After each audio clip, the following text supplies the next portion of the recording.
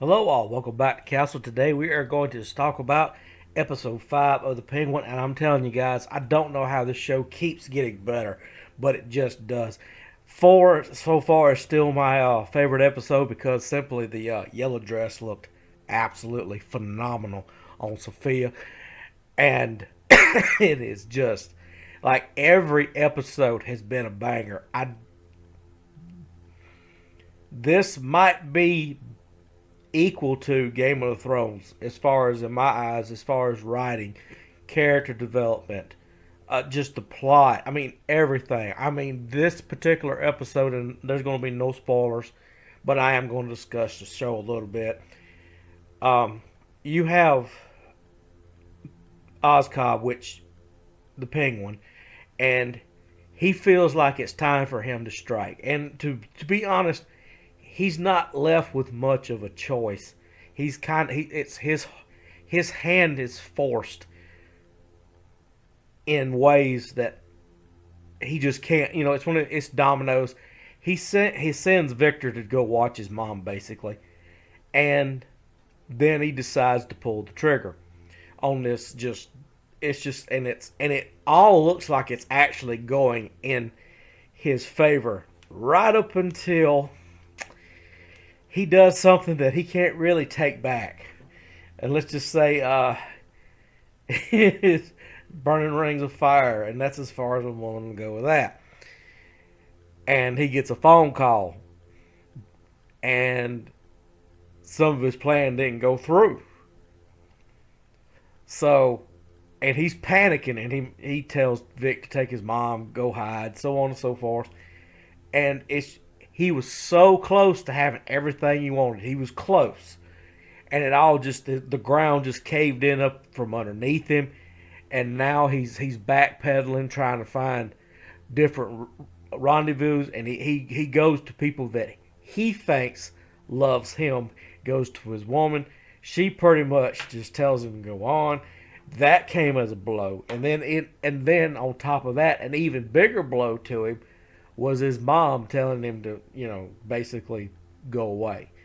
Even though he's done all this stuff, it's not enough. It's just, and just basically being a typical man. It's people that, like, you can understand it. And it's just so well done. And Sophia looks like she's now starting to really come into her own. And her crazy hot scale is at least a 9 out, I mean, at least a 9 out of 10. 9 on the crazy, 9 on the hot. It's unbelievable. And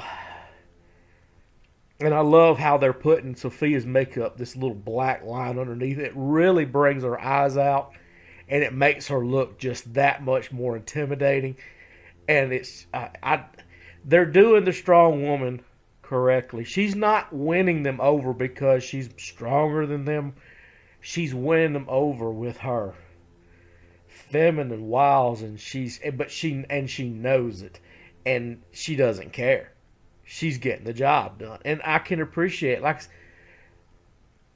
this show has safely become an 8 out of 10 for me. And like I said, I'm enjoying Tulsa King, but I do believe this show's better than Tulsa King, and it takes a lot for me to say that because I walked into the show with the expectations I was going to hate it, but they won me over. I'm very interested week to week what's going to happen. The only, how do I say this, critique I could say about the show that I wish they would do just a little bit more of is the Batman. They don't have to show the Batman. I'm okay with that. I'm okay with them not showing the Batman.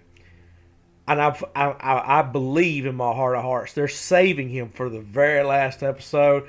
You'll probably see him to the next last episode, and then he'll be in the very last episode. That's just me. Maybe I could be wrong. But they could do other stuff, and they have mentioned him. If you're paying attention, it's always in the newscast. And past 2 episodes, they've stopped just short of saying his name.